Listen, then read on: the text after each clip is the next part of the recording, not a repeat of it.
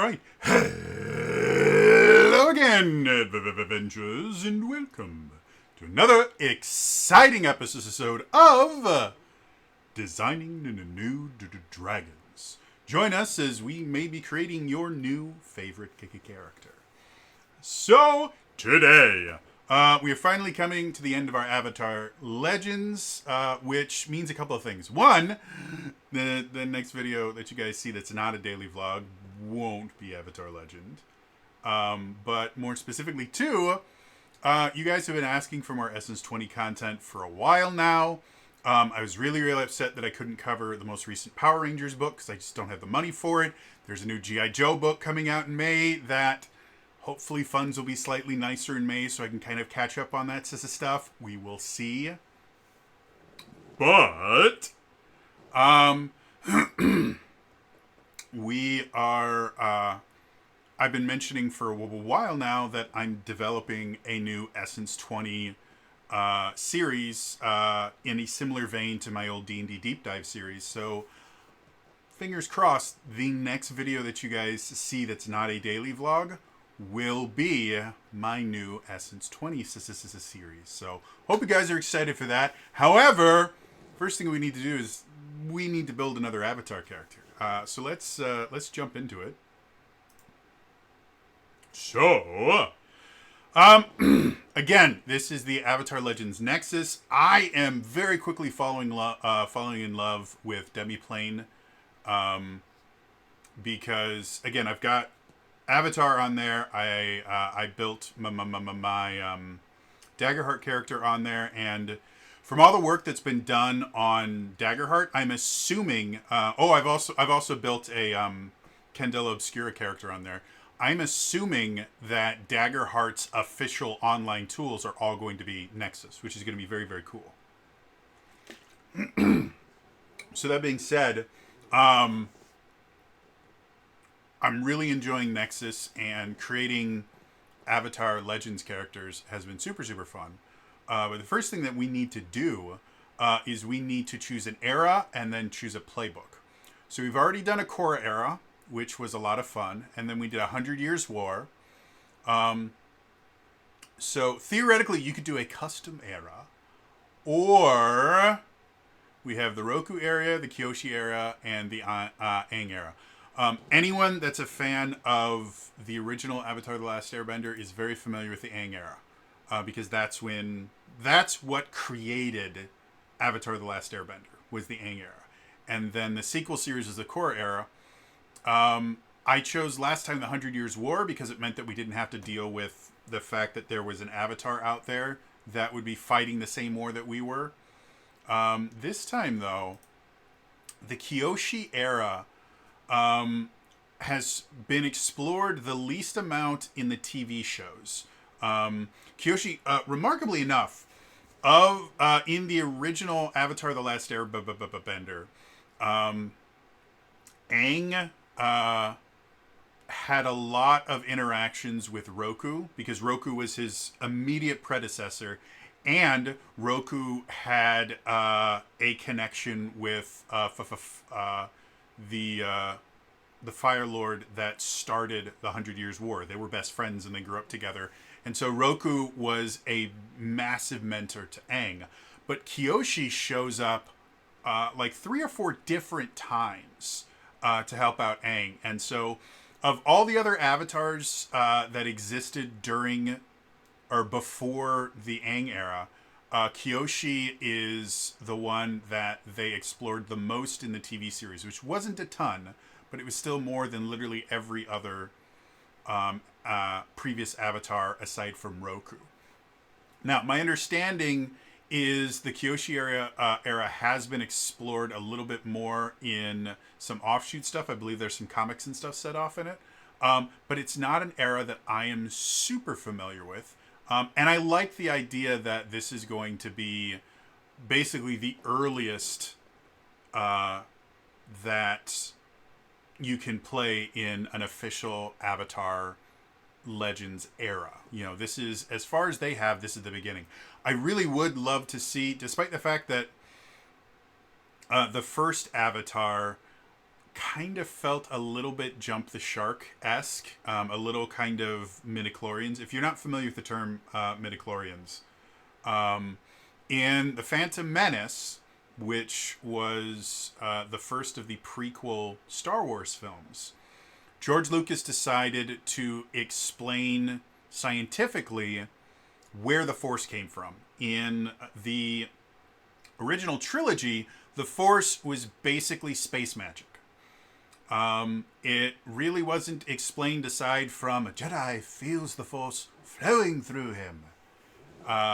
Some kind of platitudes and stuff like that, and it was kind of derided and mocked in the Empire. So it was just space magic, and people were perfectly fine with that. Then the Phantom Menace comes around, and they explain that the reason that Jedi are able to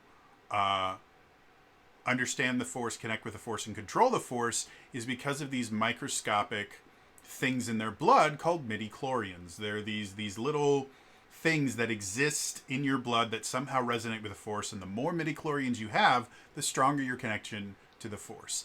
And the audience hated it.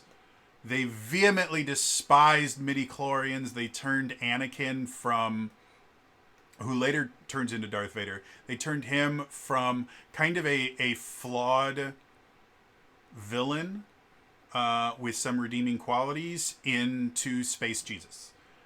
He had no father because he was conceived by the midichlorians, and everyone just hated it. But it soon turned into kind of an explanation of every so often, if you explain too much of your kind of mystical aspects, it will eventually get to the point where people just don't like it. Because there are some aspects where people are willing to suspend their disbelief, to just go, yeah, that makes perfect sense.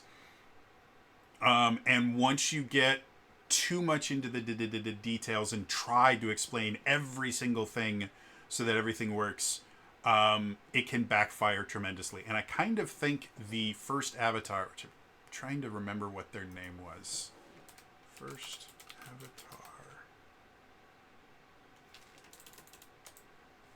Avatar 1. There we go.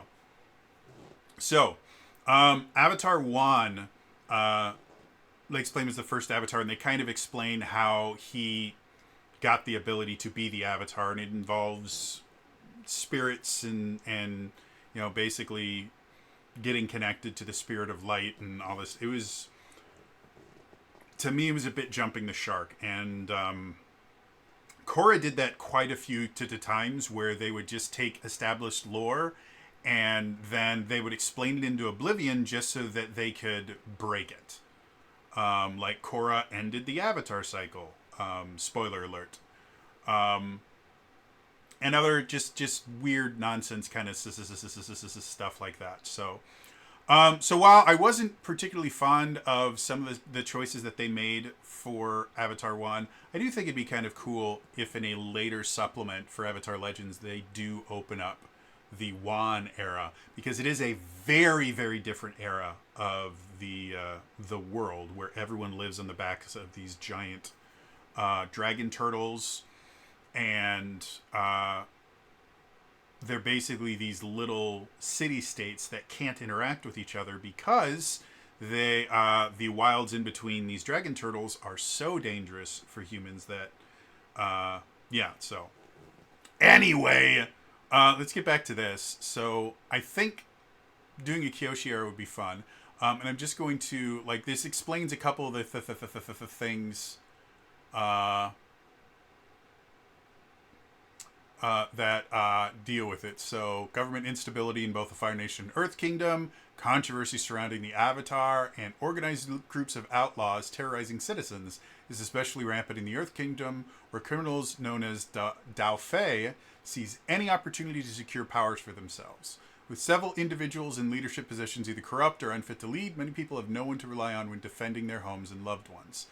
So very much a almost kind of a Wild West style situation, where the people that are in power, there's a large amount of corruption, and the law itself is not enforced everywhere equally, and so outlaws start having a lot more power than they should, and vigilantism starts becoming a little bit more rampant. So we have Earth Kingdom, Dao Fei groups known as Yellownecks tried to make a return under the name of the Autumn Bloom Society. You can see lower ring of Ba Sing Se. And there's pirate fleets and stuff like that. And the water tribes are kind of cool. And Avatar Kyoshi. So justice and revenge are the themes here. So justice and revenge, betrayal and loyalty, abuse of authority, loss and abandonment, law and order, harmony without, turmoil within. So cool, interesting stuff there. The War of Secrets and Daggers. Earth Kingdom princes and Ba Sing Se that coincided with the Yellowneck uprising. Before the conflict, the Earth Kingdom had an extensive royal family with each person in line for the throne, desiring the title of Earth Monarch. Turning beyond nobility close to the throne, the royal family could seem cordial. The princes carried out their schemes in secret, hiring assassins. This is super cool. Kind of a War of the Rose Cold War kind of thing. That's interesting. I think our character is going to somehow be involved in the Wars of Secrets and Daggers. So anyway, let's go ahead and select the Kyoshi era. And be good with that. And let's go to our playbook. So again, I have all these different playbooks. So the rogue might be some fun. So the rogue is a rule breaker, a joker, a delinquent, a figure on the fringes who snipes at the people in charge. Play the rogue if you like the idea of being a troublemaker. Troublemaker in the War of the Roses might be kind of fun. Successor might be interesting. So that might be interesting for a, nobility kind of based thing. Who else do we have? The Bold might be interesting. Adamant. Oh, this could be really interesting. So the Adamant will fix the world even if it means breaking other rules. Play the Adamant if you want to contend with what doing right means in a complicated world. This could be very, very cool. I think the Adamant is going to be very, very interesting for something like this. So principles are restraint versus results. So results is all about their drive to change things for the better and have it stick. An Adamant with high results principle cares more about getting results than what it might cost. The end justifies the needs kind of thing. Restraint is about the desire to hold back and be careful to think and comprehend the plan instead of bullying ahead. This is cool. I'm into this. So they have +1 harmony, -1 passion. Oh wait, no, +1 focus, -1 harmony, +1 passion. All right, I think the Adamant is definitely where we are going to go, because definitely with the idea of there is this basically there is this secret war that is going on amongst the nobility of the Earth Kingdom. And our characters are going to somehow get kind of looped into it. So a character like the Adamant, I think, could very easily, if you've ever played the game Final Fantasy Tactics, Final Fantasy Tactics has a lot of this kind of political aspect to it, and the characters of Delita and Ramza. Ramza is the character that you play, and Delita is effectively his best friend as a kid. Kind of get drawn into it, and they both have to kind of deal with the idea of the Adamant, effectively, restraint versus results. Delita goes, or Delita, I've never figured out how to pronounce his name, goes a lot more for the results path, and Ramza goes a lot more for the restraint path. And it creates this really cool subplot within the game that motivates the overarching plot really well. So I could definitely see an Adamant style character definitely having a really cool place in this war. So, moving on. We have to actually select the Adamant. And we still have more things. So we're not moving on yet. We still have other things that we have to do. So the lodestar. We have to name a lodestar. So Playbook feature. There's only one person you often let pass your emotional walls. Your lodestar. Choose a PC. You can shift your lodestar to someone new when they guide and comfort you and you open up to them, or when you guide and comfort them and they open up to you. If you do choose to shift your lodestar, clear a condition. So basically, you have this character that is your kind of moral center. When you're getting too far in either direction, your lodestar is supposed to kind of bring you back to your principles. So, because we don't have other players that we're playing with, we are just going to say lodestar is another character. So there we go. Now we get to choose our character stats. Again, passion tends to be used a lot more for kind of attacks and things that require a lot of emotion. Harmony is a lot more about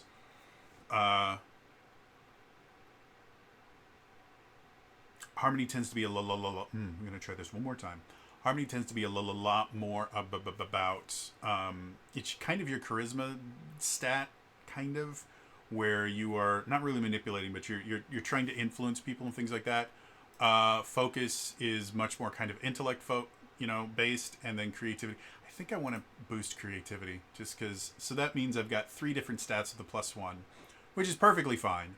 But it does mean that this particular character has a wide swath of things that they're going to be okay at doing compared to our last character, which was very, very focused. Specifically, he was focused on focus. So this will be a nice kind of change. And then we get to select our moves for our playbook. So let's see what we have. Driven by justice. Take 1 passion, so that would be kind of nice. I don't hate you is when you guide and comfort someone in an awkward, understanding, or idiosyncratic fashion, roll with passion instead of harmony if you mark insecure or insecure is already marked. So that could be really interesting. No time for feelings. When you have equal or fewer conditions marked than your highest principle, mark fatigue to push down your feelings for the rest of the scene and ignore condition penalties until the end of the scene. Interesting. Now with this, because we already have like our max, our highest principle is 1. This one's not going to be super good unless we take passion, or unless we take driven by justice, because basically if you have more than 1 condition marked, this is worthless. Takes 1 to no one. Let's look at this. When you verbally needle someone by finding weaknesses in their armor, roll with focus. On a hit, ask 1 question. On a 7 to 9, they ask one of you as well. That could be interesting. And then this was a victory. You feel that you have sabotaged a building, device, or vehicle right as it becomes relevant. Mark fatigue and roll with passion. On a hit, your work pays off. You're an opportunity. I really like this one. So basically, this is a victory is a play where it's the Ocean's 11 thing, where you see something going wrong and then you hear, it's like, and that's what we wanted you to think, but the real plan was, and then it shows how they actually planned for this bad thing to happen, and it's actually a good thing. That's basically what This Was a Victory is, and I love that in a tabletop RPG. In DnD, there's a wizard subclass that the name of it is escaping me right now, but it's one of the core wizard subclass. Divination, there we go. Divination wizards have this thing where at the beginning of a day they roll 2d20 and they get to save those results. And then somehow, somewhere throughout the day, they can just go, wait a minute, I've already seen this. And they go, yeah, what you rolled was this. Which means that almost any number can be useful. Like if it was only like you can only replace your allies' rolls, then only high numbers are good. or with enemies, you can only replace enemies' low roll, or you can only replace enemies' rolls. You would want only low rolls, so your enemies fail. But because you can replace literally any roll that happens, it's just a really useful thing that can kind of work like this, where as something's about to happen, you go, wait a minute, I already know how this is going to go. So I really, really love this. I think this is super, super cool and fun. So what other move do we want?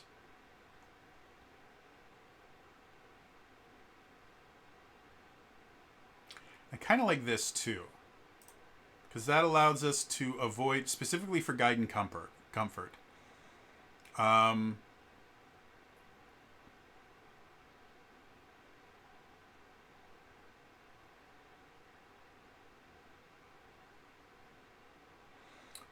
So guide and comfort in and of itself is kind of a more kind of healing role, despite the fact that healing isn't really a thing in Avatar Legends, or move. So I kind of like that I can do those. So yeah, now we have the playbook. So now we can actually go, moving on. All right, our concept. First thing we need to do is choose our backgrounds. So this is going to be the first thing that's going to help us start explaining how we're involved with this. Let me see. I want to remember what it's called. Era. The War of Secrets and Daggers. So starting with our backgrounds, we can start kind of deciding how we fit into this War of Secrets and Daggers. So, obviously, a decent amount of the game is at least going to start in Ba Sing Se, because that's where the war is happening. So urban could definitely be there. We could also be privileged. Military is also something that tends to happen. Anytime you have someone in power that has access to a military force, like a king or emperor or something like this, being a part of the military can give you a lot of different stories to explore. You could be starting out as kind of a grunt that eventually works their way up through happenstance and gets involved in something that you shouldn't be, or should be, who knows. You could be an officer that, due to what happens, you somehow are linked with it, either through a botched command or a command that goes really, really well, where you get promoted to the... Like, there's so many different stories you can tell with a military background. For this particular character, because we're doing the Wars of Secrets and Daggers, and we have a character that is going to be struggling with the idea of, well, we need to fix the world, but we also want to do what's right, even if that doesn't fix the world in the best way possible. I think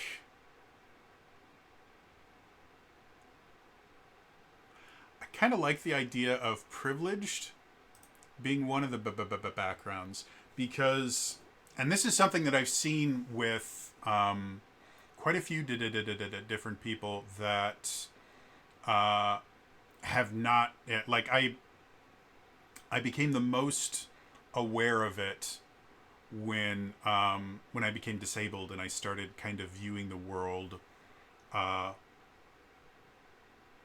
just seeing how much the world is stacked against anyone with any kind of disability, but especially the mentally disabled. Which isn't to say that physically disabled people are not discriminated against. It's just, for whatever reason, specifically if you have a visible disability, you're missing a leg, you have to use a wheelchair or something like that, people are slightly more willing to accept that your life is different than theirs. If you have any sort of invisible disability, which can be mental illness, but can also be a lot of physical disabilities, you just don't have outward symptoms, things like seizure disorders, Like, you just get kind of screwed up. And so the idea of growing up in a privileged place where you just really have not experienced particular aspects, and just being completely blind to what what results your actions are going to take. Like, one of my favorite examples is people, because there was a huge trend for a while of just making fun of infomercials and stuff like that. And here's a fun fact, if you're not aware. A lot of the really kind of stupid looking, as seen on the TV products, where people just go, why in the world would you ever need this? This is a product that is not needed. A lot of those are actually designed for disabled people, but you can't recoup your investment by only targeting a disabled customer base. Because first of all, a lot of us don't have disposable income. And the disabled customer base is relatively small compared to the entirety of the customer base. And so, and you're not allowed, as crazy as this sounds, you're not really allowed to just go on, hey, look, we made this amazing thing for disabled people, because you will always be judged for it. And so a lot of times what happened, and I guess it's not quite as prevalent now as it used to be in like the 90s and early 2000s, but a lot of times they would create these infomercials for these things to deal with problems that looked like they weren't real problems. And what it was these are things designed for people with like mobility issues or other stuff like that. And they just so happened that non-disabled people could use them as well. And so the marketing was always targeted towards non-disabled people. So you'd have all these people going, this is the dumbest thing in the world. Why would this exist? These companies should be shut down. Because again, they had no idea that these are things. No, these are actually extremely useful things for disabled people. However, in order to be able to price it at a way that disabled people can afford it, they need non-disabled people to buy it too. And so they create these really stupid infomercials for them. Anyway, so I kind of like the idea of, someone that just doesn't understand. I've seen this a lot without trying to single anybody out.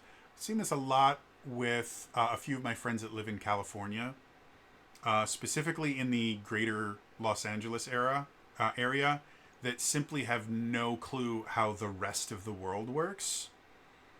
And so they will say things like, like the $20 minimum wage is a remarkably stupid idea. Like, there is no world where a $20 minimum wage will do anything other than kill jobs.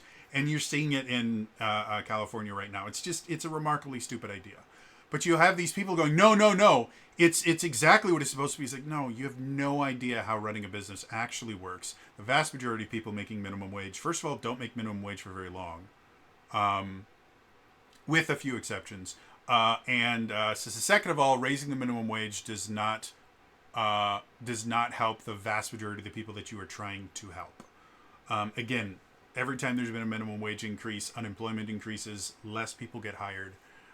And in addition to it raising the wages for the people that were making minimum wage or just over, everyone else in the company decides that they need a raise too, because they have a better job than these minimum wage people. And if they're getting paid the same thing, they get very, very upset about that. And so all minimum wage hikes do is get people fired. Does that mean minimum wage shouldn't exist? Absolutely not. But minimum wage was never meant to be a livable wage. It was always meant to be, this is a preventative measure to prevent businesses from exploiting people for cheap labor. It's all it's ever been. And I know a lot of people are going to say, no, when it was first designed, it was meant to. It wasn't. That was the excuse that they used then. And yeah. In addition to the fact that nowadays a lot of minimum wage jobs can be replaced by computers, it's not a good idea to be raising the minimum wage to where it's more cost effective to design a computer system than it is to give people jobs. That's how it works. And I lived on minimum wage for a long time, or just over minimum wage for a long time. So anyway, So yeah, going back to this whole the idea of privilege and going, well, I'm going to fix the world, and just being so out of tune with what the world really is, meaning that your decisions end up causing more harm than they solve. So I like the idea of privileged. I think theoretically, up to 2 backgrounds. I think I'm just going to stick with privileged. I'm not going to choose a second background. Because I just like the idea that they were privileged, and because they were part of the kind of upper society, they get involved in this. They get involved in this war of secrets and daggers because they are tangentially related to it in some way. They're part of the aristocracy. The aristocracy is the group that is fighting this war, so they just kind of get involved in it.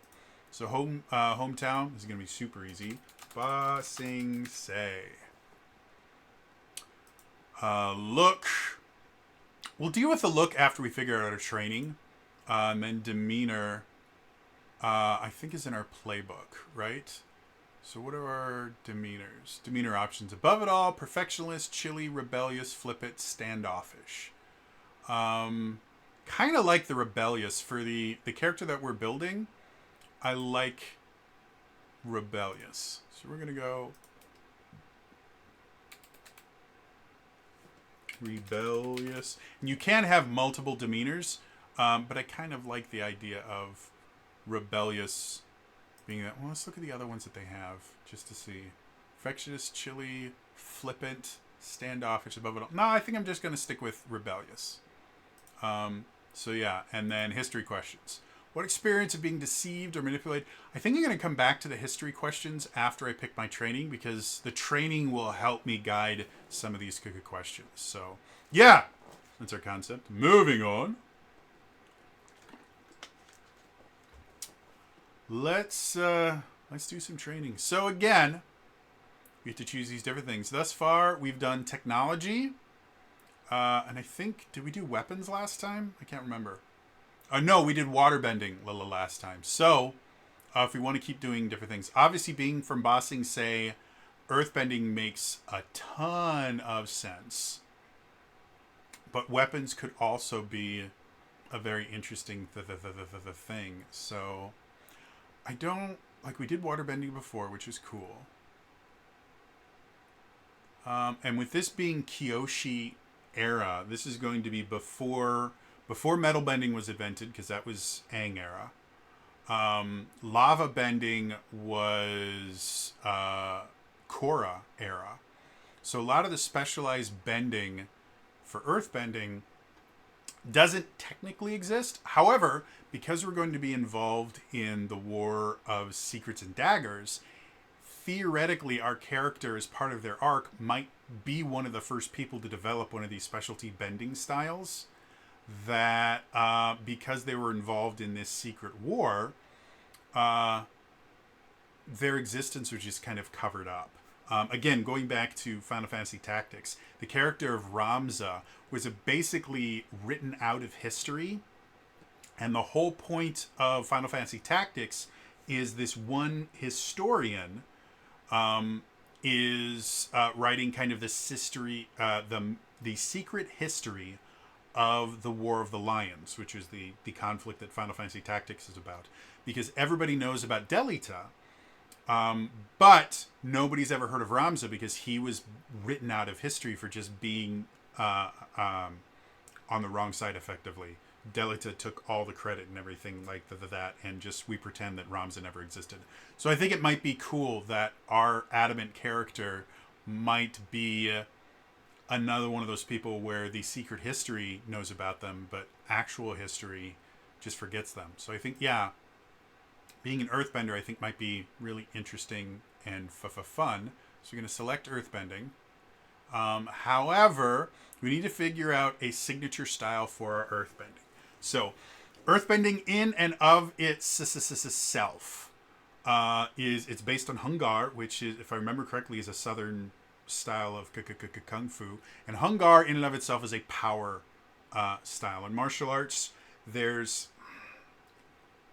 there's a lot of different ways to classify martial arts, but there are certain martial arts that are more focused on like speed and accuracy and agility. And then there are certain martial arts styles that are more focused on kind of power, strength, and just, you may not hit a lot, but every time you hit hard. And Hungar is one of those second styles. It's a power style. It uses these big, strong stances. It's a very strong style. It's a very resilient style. It's meant to be a very difficult style to fight against because they can take a lot and they can dish it out. So when thinking about earthbending as it relates to the martial art itself, there's a lot of different things that you can do. So they talk about lava bending and metal bending in here. So like, for instance, I'm trying to see, do they have any examples?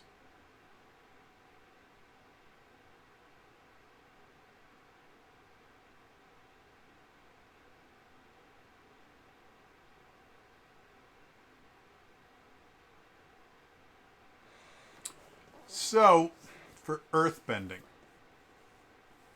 let's see, they're going to be secretive. Because I am eternally obsessed with teleportation and stuff like that, and earthbending doesn't give you the power to teleport. But what if the specialty of this particular person is earth tunneling?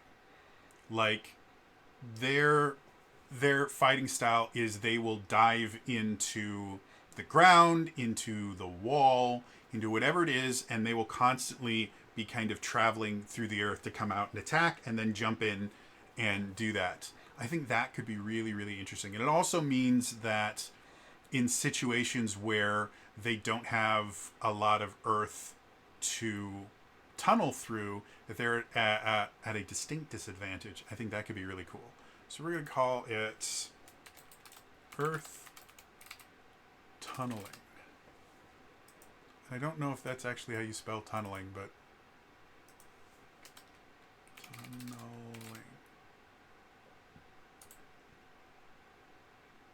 Yeah, I guess I don't know if that's actually the word that I want to use, but I think that's cool. So yeah, this character, and again, that makes for a really good kind of secretive character, is the ability to basically kind of tunnel in, especially in the Earth Kingdom where everything is made out of earth. Being able to tunnel into places that you're not supposed to be in would be really, really valuable. And this is going to, this is predating the Fire Nation. I mean, they still use a lot of metal and stuff like that, but they don't have their massive, like, steamships and stuff like that. Like, this predates all of that. And so there's not going to be quite as much. I mean, I guess, yeah, they could reinforce rooms with metal and stuff like that, but I think this would be cool. So, going back to our concept really quickly, I think I like the idea that the reason that we're involved with this War of Secrets and the daggers is we effectively have the ability to be both a spy and an assassin that can get into places that we shouldn't be able to get into. So both the secrets and the daggers. However, as we're getting involved with it, we don't realize that that's what we're being trained for. So, yeah, I think this is going to be something that they keep their earth tunneling ability kind of to themselves. They still do kind of normal earth bending and ha ha ha, but their specialty is this earth tunneling and kind of appearing behind people and attacking them and stuff like that.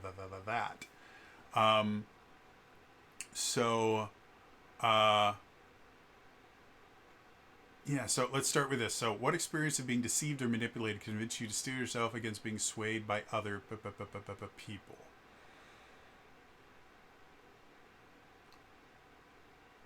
So,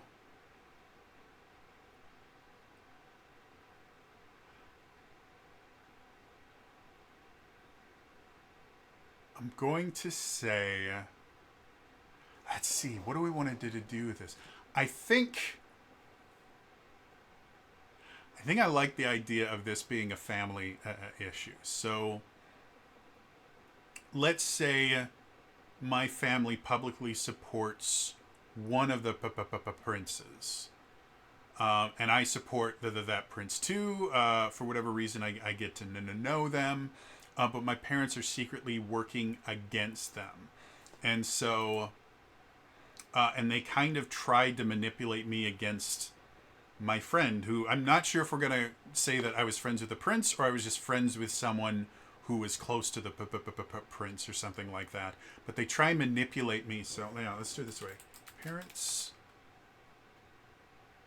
openly support one prince while secretly plotting against him, tried to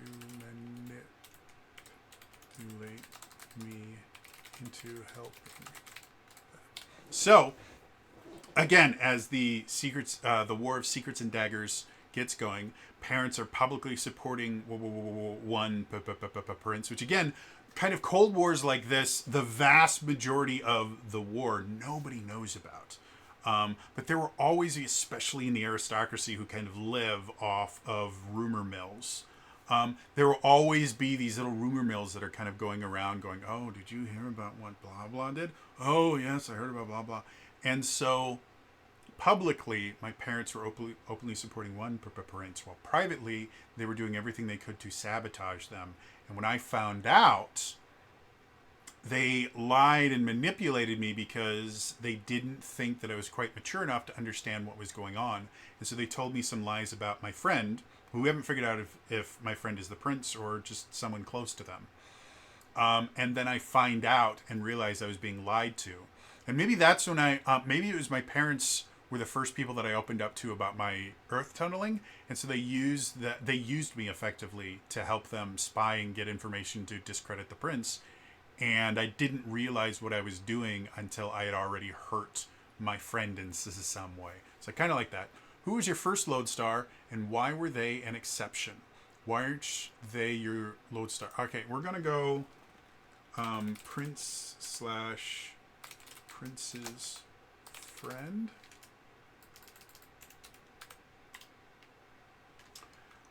Which doesn't have a name as of yet. Pince? Really? I can't type.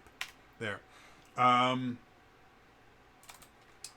I trusted them until my parents lied to me about them. And really? Come on. A-N-D. I don't know why. Ugh, it's annoying. So the Nexus, if I type too fast, it will, I will get ahead of what the Nexus understands is going on. And so it deletes some of my letters and annoys the hell out of me. And the fact that I betrayed them made me so what I'm looking for ashamed that I couldn't see them again.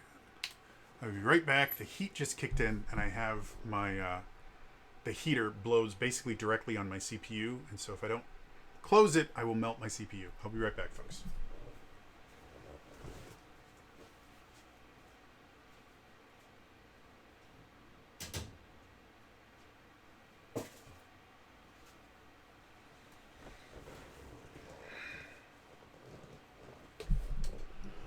The joys of having a single vent in the entirety of my room that for whatever reason is pointed directly at the one corner of my room that is cut off from the rest of it.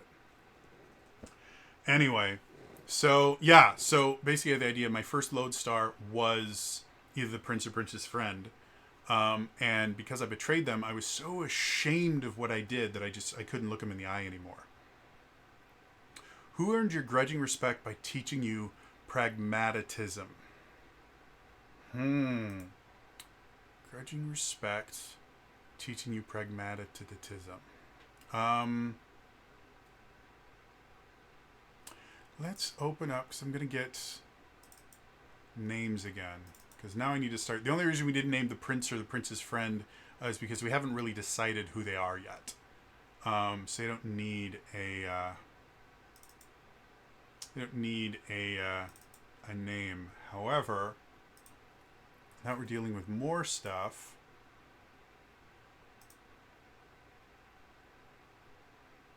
I gotta go to and names. There we go. 114. Okay, so Earth Kingdom names.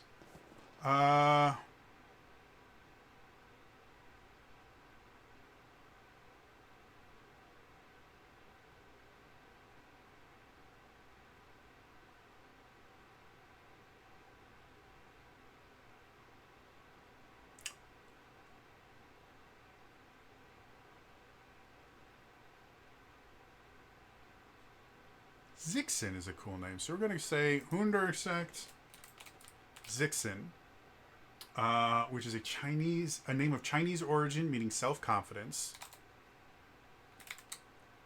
who worked secretly for the prince and helped me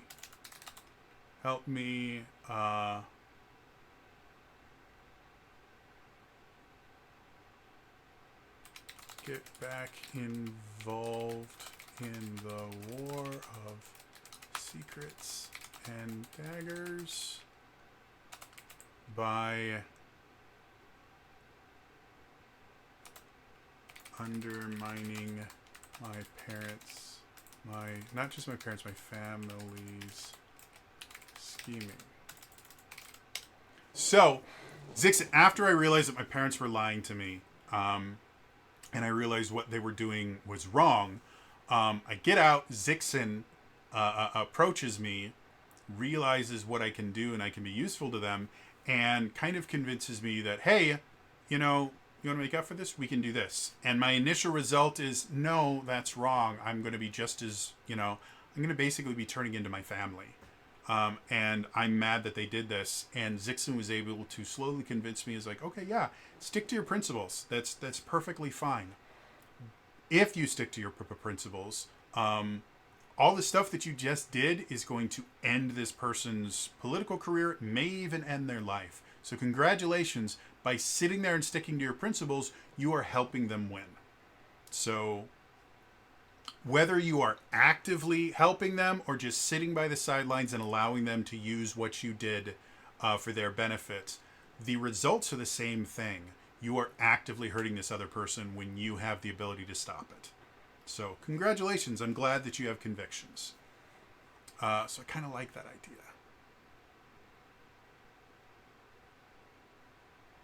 And then what heirloom or piece of craftsmanship do you carry to remind you to stay true to yourself?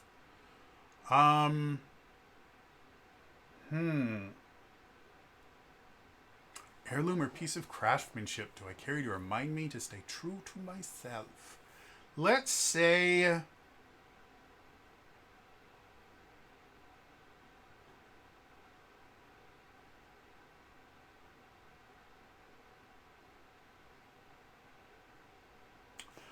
it is a belt given to me by my former lodestar. So, got a present from my little lodestar just because we were good friends, and that after I betrayed them unknowingly, it's the only thing that I still keep from them, and it's kind of my constant reminder of, yeah, if you don't watch out, people are going to manipulate you into hurting the people that you care about. So, kind of like this. Yeah, cool. So yeah, overall, very interesting character. Moving on. Let's do some techniques. So again, we're going to do campaigns that gives us more stuff. So our mastered technique is pinpoint aim. Take the time you need to line up a perfect shot. You become prepared. In the next exchange, if you advance an attack, roll with focus or passion, your choice.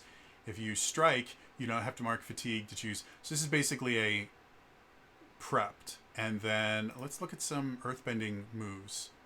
So, Seismic Sense. Seismic Sense might actually be really, really interesting for this particular character. That's another secret ability that, what's her face?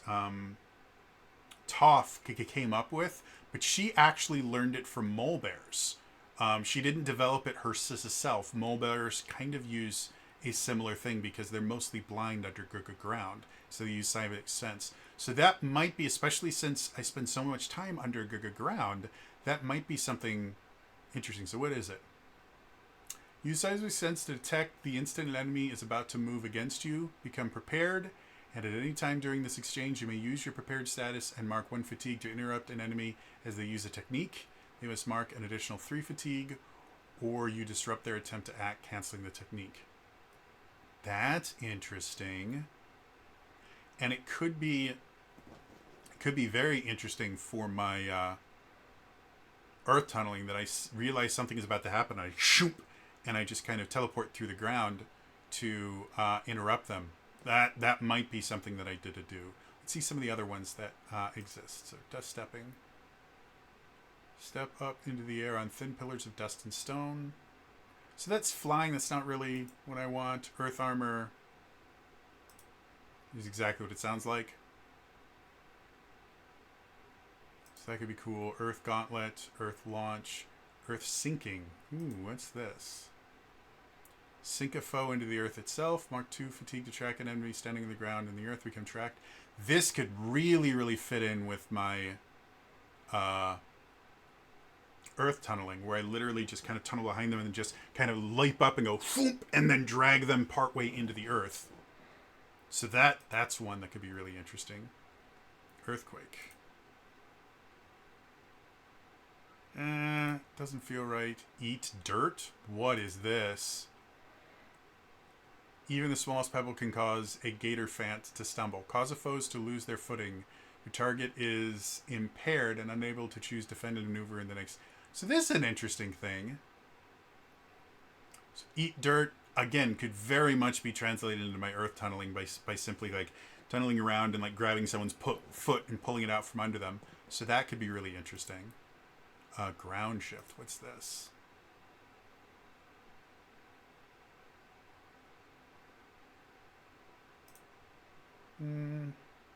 Hurl metal. All this metal and lava bending I'm not really into.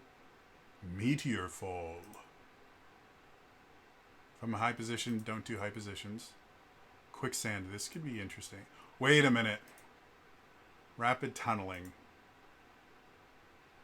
Dive into the earth. You become empowered immediately and can use no other techniques in this exchange, but you cannot be targeted by any attacks or effects except for earth bending. You emerge next exchange in a place within reach through the earth using a new approach as normal. Lose empowered after the exchange in which you emerge. I mean, this is literally what I think I have to go with this. I'm going to check to see everything else. But I mean, it just, like, this really feels like exactly what I did do. So, to kind of contrast with, so that I don't always have to use this ability, this is basically, if I go into the ground to really prep myself for my next technique, and I spend an entire turn effectively underground, where the rest of my rapid tunneling I will kind of leap in and leap out in the same turn. But I mean, I can't say no to that. Like, that is exactly what this character does. I want to just check to see if there's anything else here that just kind of feels, no, I have to do that. Yeah, that just fits with the character concept so well. I didn't realize that was a technique that already existed in here, and it's just perfect. All right, so yeah, I think that does it. So that's our character. So now it's time to come to final thoughts. And the first thing we do with final thoughts is we need to pick a name for this character. So this particular character, again, they are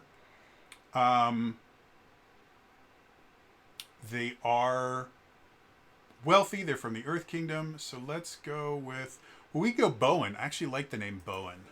So Bowen is our character. Yeah, overall, like, this is a super cool character. I've got enough different things here that I can choose a lot of different approaches without feeling like I'm hurting myself. I'm not heavily specialized at anything. Kind of a master of almost all. Harmony I kind of suck at. But master of all, or not master of all. I can't think of the phrase right now. You guys know what I'm talking about. Master of none, whatever it is. The first part of that, my brain just decided that it doesn't exist. So you can see I have the normal stuff here, and then if we go to techniques, I have all this stuff, and then rapid tunneling is just super cool. I'm like, I love the fact that this is an ability that exists. I think that is massively cool, and I get so much fun with it. So yeah, but overall, like, really interesting character. Really cool stuff that you can do. Yeah, man, I am pumped about this character. This would be a massively fun campaign to run. Not the least of which because I am a huge fan of, like, political stuff in D&D and tabletop RPGs. I don't like real politics. Real politics sucks. But having that be a massive aspect of your game, it's hard to do because you have to find a way to allow the player characters to be manipulated without them feeling like you're taking away their agency, which is extremely difficult to do. And they have to be invested enough in the world that they care about the politics and who's on the up and up and not. And so it's a really hard balance to come by, but when you can pull it off, it's seriously fun. Like, it's just super cool. So yeah, overall, that's going to be all for me today. As always, please remember to like the video, subscribe to the channel, hit the bell icons to turn notifications on. All these things are super important in the comments down below. What are your opinions on politics in TTRPG? And I'm not talking about taking modern politics and shoehorning it into your game. I'm talking about TTRPGs that deal with manipulation and rumor mills and reputation assassination and stuff like that. I do not think politics has any place in tabletop RPGs if you're shoehorning it in there to make yourself feel better.